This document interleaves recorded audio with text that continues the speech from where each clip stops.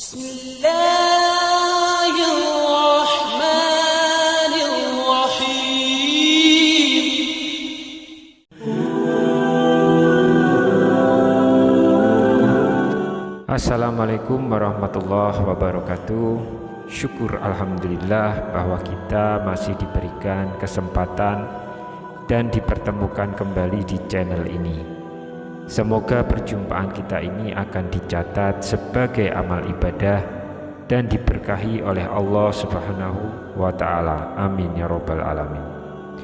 Salawat dan salam tak lupa selalu dan tetap tercurahkan kepada junjungan kita Nabi besar Muhammad sallallahu alaihi wasallam.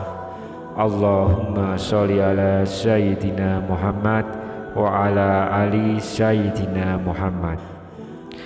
Harapan dan doa saya untuk sahabat-sahabat semua yang sedang menonton, semoga Allah selalu memberikan kesehatan lahir maupun batin, dilapangkan rezekinya, dimudahkan dalam segala urusan, dipanjangkan umurnya, dan dijaga setiap waktunya selalu dalam kebaikan, baik di dunia maupun di akhirat. Amin ya Rabbal Alamin. Sahabat Obropedia yang dirahmati Allah, selama ini kita mungkin berpendapat orang yang meninggal itu tidak akan merasakan sakit ketika jasadnya dimandikan. Padahal saat dimandikan tersebut, mayat tersebut menjerit. Diceritakan oleh Aisyah ketika ia tengah menunggu suaminya Rasulullah Shallallahu Alaihi Wasallam kembali ke rumah.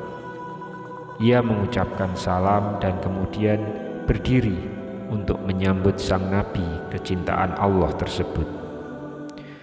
Duduklah di tempatmu, tidak usah berdiri wahai Ummul Mukminin, begitu ucap Rasulullah.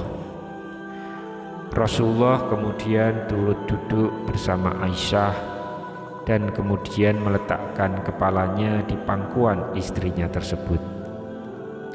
Aisyah lantas mencari uban pada jenggot Rasulullah dan menemukan 19 helai rambut yang sudah memutih.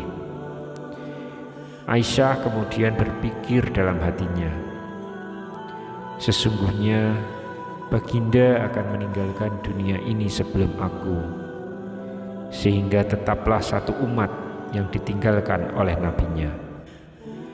Maka ia pun menangis, sehingga mengalir air matanya jatuh menetes pada wajah Baginda Rasulullah. Sadar terkena tetesan air mata istrinya, Rasulullah pun kemudian terbangun dari tidurnya. Wahai Ummul Mukminin, apa yang membuatmu menangis? Tutur Rasulullah. Aisyah kemudian menceritakan apa yang ia rasakan setelah melihat uban-uban Rasulullah Shallallahu Alaihi Wasallam tersebut. Tahukah kamu kondisi apakah yang paling menyusahkan bagi mayit? Kata Rasulullah. Tidak ada kondisi yang paling menyusahkan atas diri mayit dari saat keluar dari rumahnya, anak-anak yang ditinggalkan berada di belakangnya serta menangisinya, kata Rasulullah. Itu memang menyakitkan, tapi masih ada lagi yang pedih dari itu, sahut Rasulullah. Tidak ada kondisi yang lebih berat atas diri mayit dari saat dia dimasukkan dalam liang lahat dan dikubur di bawah tanah. Para kerabat, anak dan istrinya meninggalkannya pulang.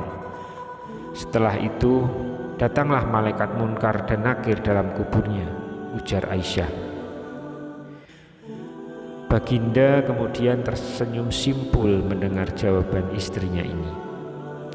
Beliau lantas menjelaskan bahwa sesungguhnya saat yang paling berat bagi mayit adalah ketika datangnya tukang memandikan mayit. Pemandi jenazah biasanya akan melepaskan cincin yang dipakai si mayit, melepaskan pakaiannya, kemudian memandikannya. Saat itu ruh akan menjerit kuat, di mana suaranya dapat didengar oleh seluruh makhluk kecuali jin dan manusia. Aisyah bertanya, apa yang diserukan oleh roh itu ya Rasulullah? Hai tukang memandikan, demi Allah, aku memohon kepadamu agar engkau mencopot pakaianku dengan pelan-pelan, karena sesungguhnya saat ini aku sedang istirahat dari sakitnya pencabutan nyawa dari malaikat maut. Begitu ungkap Rasulullah. Aisyah semakin penasaran. Lalu apa yang diserukan lagi oleh roh itu? Tanya Aisyah lagi. Rasulullah menjawab, hai tukang memandikan, demi Allah jangan engkau tuangkan air panas, jangan engkau gunakan air panas, dan jangan pula air dingin. Sesungguhnya jasadku telah terbakar sebab dicabutnya nyawaku. Aisyah bertanya lagi, lalu ketika dimandikan, apa yang diserukan oleh roh itu? Dan ketika dimandikan, roh itu berkata, demi Allah, hei tukang memandikan, janganlah engkau pegang diriku terlalu kuat. Sesungguhnya jasadku masih terluka karena keluarnya nyawa. Tutur Rasulullah. Itulah sakit yang dirasakan oleh mayit. Tentu kita sudah tahu bahwa saat pencabutan nyawa itu rasanya begitu menyakitkan. Bahkan Rasulullah Shallallahu Alaihi Wasallam pun merasakan hal yang sama. Dan ternyata bekasnya masih terasa hingga saat dimandikan. Wallahu alam. Wassalamualaikum warahmatullahi wabarakatuh.